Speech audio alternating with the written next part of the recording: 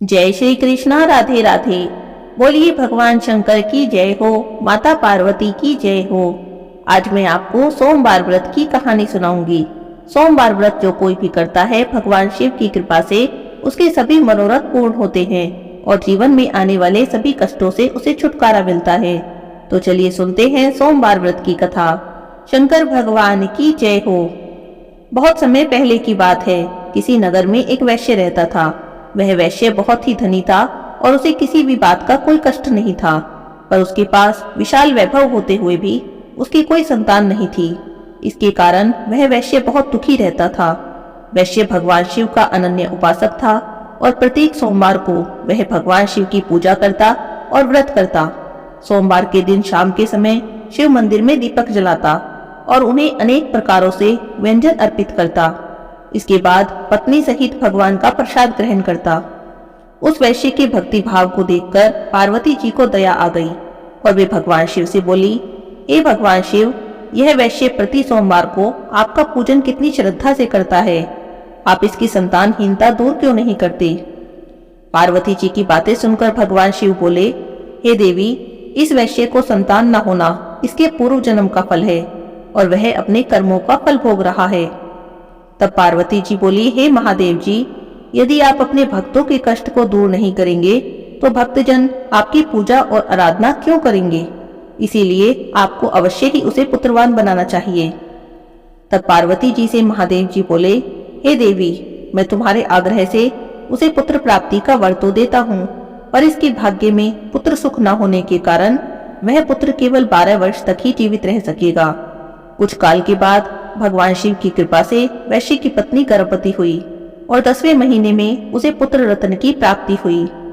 पुत्र उत्पन्न होने से वैश्य के घर में बहुत आनंद मनाया गया, पर फिर भी वह वैश्य निश्चिंत न हो सका, क्योंकि वह जानता था कि उसका पुत्र केवल 12 वर्ष तक ही जीवित रहेगा। इस प्रकार आनंद मंगल में 11 वर्ष का समय तो बीत गया। एक दिन उसकी माता ने पति से पुत्र के विवाह के लिए आग्रह किया। तब उसने अपनी पत्नी से कहा, अभी विवाह की क्या चिंता है, अभी तो मैं इसे काशी में विद्याध्ययन के लिए भेजूंगा। पत्नी से ऐसा कहकर उस वैश्य ने लड़के के मामा को बुलाया और उसे बहुत सा धन दिया और कहा कि तुम अपने इस भांजे को पढ़ाने के लिए काशी ले जाओ, पर एक बात याद रखना कि मार्ग में ब्राह्मणों को भोजन कराते हुए, दक्षिणा देते हुए और यज्ञ करते हुए जाना। इस तरह घर से वे दोनों विदा होकर रास्ते में ब्राह्मणों को भोजन कराते हुए, दक्षिणा देते हुए और यज्ञ करते हुए एक नगर में पहुंच गए। संयोग से उस नगर के राजा की कन्या का विवाह भी उसी दिन था। वह कन्या अत्यंत सुंदरी और सुलक्षणा थी, पर जिस राजकुमार से उसका विवाह होने वाला था वह एक आंख से काना था और वर के पिता को इस बात की बड़ी चिंता थी। जब उसने वैश्य के सुंदर पुत्र को देखा तो उसने उसके मामा से कहा, यदि आप अपने भांजे को कुछ समय के लिए मुझे दे दें तो आपकी बड़ी कृपा होगी। विवाह के बाद मैं इसे वापस आपके पास भेज दूंगा और इसके बदले में मैं आपको बहुत सा धन भी दूंगा। धन के लालच में मामा मान गया। वर के पिता के इस प्रस्ताव से वह सहमत हो गया और उसने अपने भांजे को नकली वर बनाकर विवाह मंडप में भेज दिया।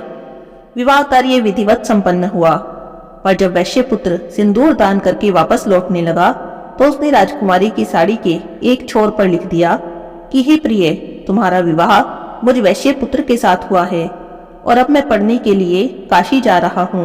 अब तुम्हें एक नकली वर के साथ विदा होना पड़ेगा जो कि एक आंख से काना है और तुम्हारा पति नहीं है। इतना सब लिखकर वह वैश्य पुत्र चला गया। विदाई के समय जब राजकुमारी ने अपनी साड़ी पर वैश्य पुत्र के द्वारा लिखी बात पढ़ी, तब उसने राजकुमार के साथ जाने से मना कर दिया और कहा, यह मेरा पति नहीं है, मेरा पति तो वैश्य पुत्र है जो इस समय पढ़ने के लिए काशी गया है।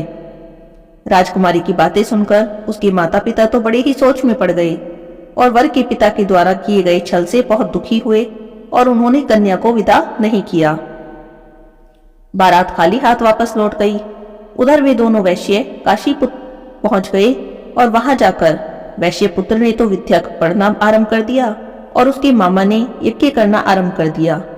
कुछ ही दिनों बाद उस लड़के के 12 वर्ष पूरे हो गए। उस दिन उन्होंने यज्ञ कर रखा था। तब लड़के ने अपने मामा से कहा कि मामा जी, आज तो मेरी तबीयत कुछ ठीक नहीं जान पड़ रही, इसीलिए मैं सोने जा रहा हूँ। थोड़ी देर के बाद जब मामा ने आकर देखा तो उसने अपने भांजे को मृत अवस्था में पाया। उसे देखकर वह बड़ा ही दुखी हुआ, परंतु उधर यज्ञ कार्य चल रहा था। यज्ञ भंग होने के भय से मौन रहा। जब यज्ञ की पूर्णाहुति हो गई और सभी ब्राह्मण वहां से चले गए, तब वह जोरों से विलाप करने लगा।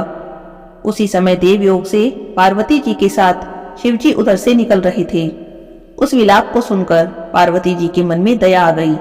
वे महादेव से बोली, हे महादेव, इतना करुण क्रंदन कौन कर रहा है?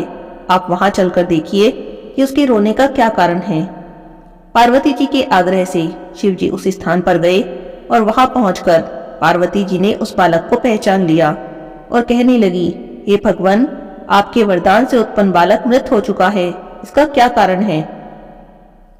तब शिवजी महादेव बोले, हे देवी, यह बालक अपनी पूरी आयु समाप्त कर चुका है और अब इसकी मृत्यु हो गई है, इसमें मैं क्या कर सकता हूँ?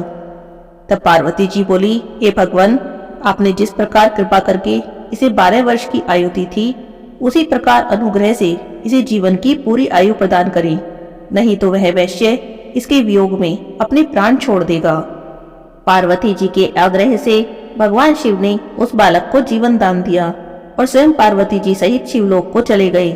इधर शिव जी के वरदान से वह बालक जी उठा और कुछ दिनों के बाद अपने मामा के साथ उसने अपने नगर को प्रस्थान किया। वहां से चलकर वह पुनः उसी नगर में आया जहां उसका विवाह राजकुमारी के साथ हुआ था। वहां उसने यज्ञ कराकर ब्राह्मणों को भोजन कराया और दक्षिणा दी।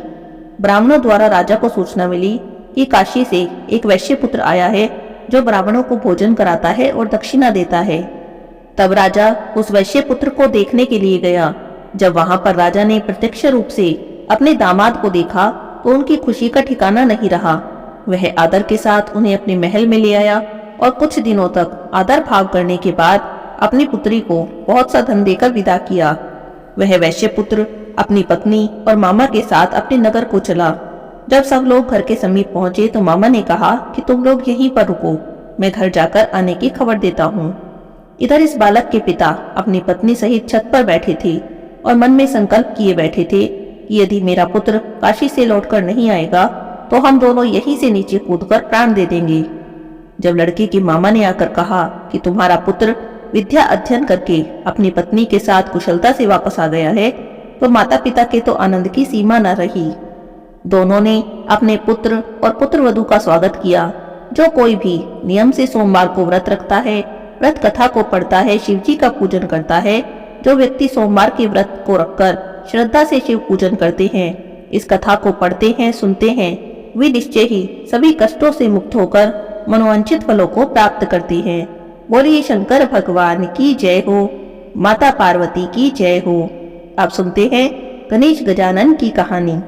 किसी गांव में एक बुढ़िया माई रहती थी। बुढ़िया माई देख नहीं सकती थी, पर गणेश जी की पक्की भक्त थी। गणेश जी की सेवा और पूजा करते करते बुढ़िया माई ने अपना सारा जीवन बिता दिया था। एक दिन गणेश भगवान सोचने लगे कि बुढ़िया माई ने सारा जीवन मेरी पूजा और सेवा की है, मुझे बुढ़िया माई को कुछ तो देना चाहिए।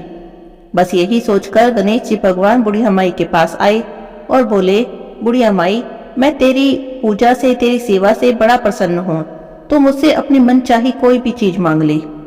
लेकिन बुढ़िया माई कहने लगी, भगवान मुझे तो कुछ भी नहीं चाहिए। तो गणेश जी बोले, नहीं बुढ़िया माई, कुछ तो मांग, मैं तेरी सेवा से बड़ा प्रसन्न हूँ, जब तक तू नहीं मांगेगी मुझे चैन नहीं मिलेगा।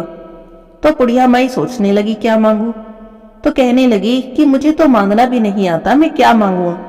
तो गणेश जी बोले, कोई बात नहीं, तू अपने घर जा, अपने बेटे बहू से पूछ ले, वो जो कहे वो मांग लेना। तो बुढ़िया माई अपने घर आ जाती है।